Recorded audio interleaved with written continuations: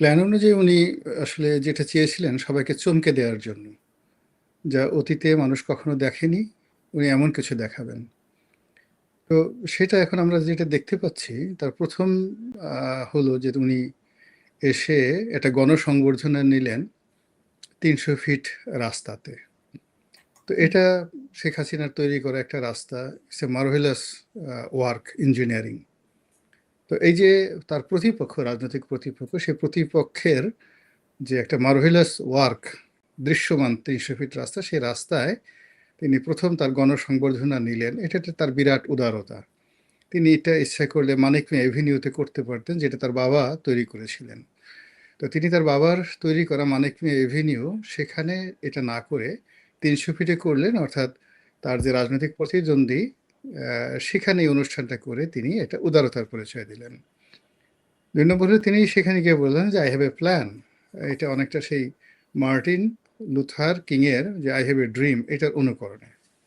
এখন সেই প্ল্যানের দ্বিতীয় দফা আমরা দেখতে পেলাম যে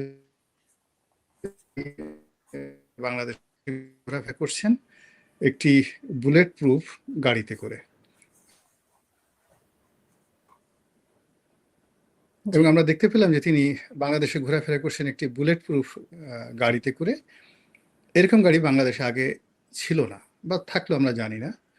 এই গাড়িটা নিয়ে এখন মানুষের অনেক আগ্রহ, এই গাড়িটার মধ্যে কি আছে।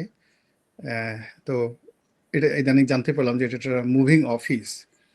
এখানে চলন্ত গাড়িতে ইন্টারনেট থাকে, স্যাটেলাইট ইন্টারনেট থাকে। এখানে নাকি শোয়ার একটা জায়গাও আছে, লং জার্নিতে গিয়ে যদি কোনো যাত্রী অসুস্থ হয়ে পড়েন, বা বিশেষ করে প্রধানমন্ত্রী যদি অসুস্থ হন, তিনি যেন বিশ্রাম নিতে পারেন, সেই গাড়ি। তো সেই গাড়িতে চড়ে তিনি সব জায়গাতে যাচ্ছেন। এখন ধরেন এটা বাংলাদেশে আগে কখনো হয়নি, যেভাবে সদল বলে একটা গাড়িতে করে একজন প্রধানমন্ত্রী টেকনাফ থেকে তেঁতুলিয়া যাচ্ছেন। So it's a part of the plan. তারপরে হলো যেটা দেখা যাচ্ছে যে তিনি সেই অন্য জায়গাতে কখনো কখনো প্লেনে করে যাচ্ছেন, হেলিকপ্টার ব্যবহার করছেন না, প্লেনে করে যাচ্ছেন।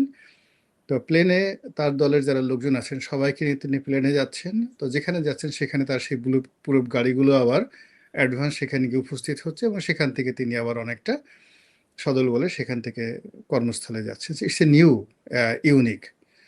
তারপরে যেটা আমরা আশা করতে পারিনি, সেটা হলো তিনি আবার সে তার বাবার মতো খাল কাটা আরম্ভ করেছেন। অনেক সুন্দর করে খাল কাটছেন কোদাল দিয়ে।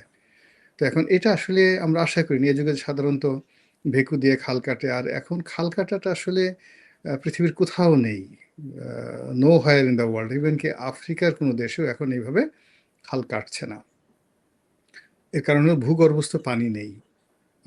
তারপরে মাটির যে টপস মানে হয়, কেন সেই উনি টপস। ওনার বাবার এই পথটা কেন সে এত বছর আগের জিনিসটা উনি কেন এটা মানে এটাও কি একটা চমক মানে প্ল্যানেরই একটা অংশ এই মূল পুরা। ব্যাপার হলো যে হ্যাঁ, এটা তো এই বিষয়টি নিয়ে তিনি কখনোই কারোর সাথে আলাপ করেননি। It was not a public discussion, বা তার দ্বারা দলের লোকজন আছে, এটা এত সেন্সিটিভ, এটা নিয়ে কেউ কথাবার্তা বলছে না। যেহেতু মাননীয় প্রধানমন্ত্রী তিনি মনে করছেন যে খাল কাটার মধ্যেই এ জাতির উন্নয়ন, এবং সে আমাদেরকে আবার যদি বাঁচতে হয়, রক্ষা করতে হয়, দেশকে উদ্ধার করতে হয়, তাহলে আমাদেরকে আবার সেই কুদাল হাতে নিতে হবে। তো এই যে কাজটি, এটা তার একটা আবেগের বিষয়, তার বাবার স্মৃতি বিজড়িত একটা বিষয়। এই জন্য এই জায়গাটাতে কেউ আসলে আঘাত করতে চাচ্ছে না, ওইটা নিয়ে কেউ নাড়াচাড়া করতে চাচ্ছে না। এর মধ্যেই মানুষ শান্তি খুঁজে বেড়াচ্ছে, এর মধ্যেই উন্নয়ন এবং প্রগতি খুঁজে বেড়াচ্ছে। খালের মধ্যেই আমাদের সব কিছু। তো এরকম তো, যার জন্য এটা মানুষজন দেখছে, খুব এনজয় করছে।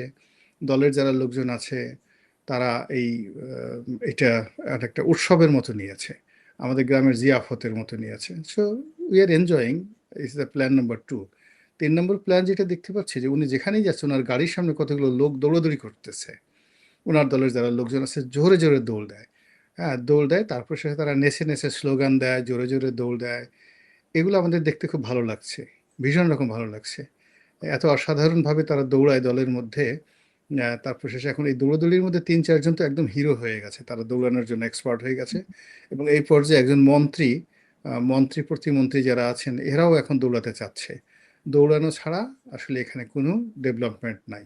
So it's a plan number 3।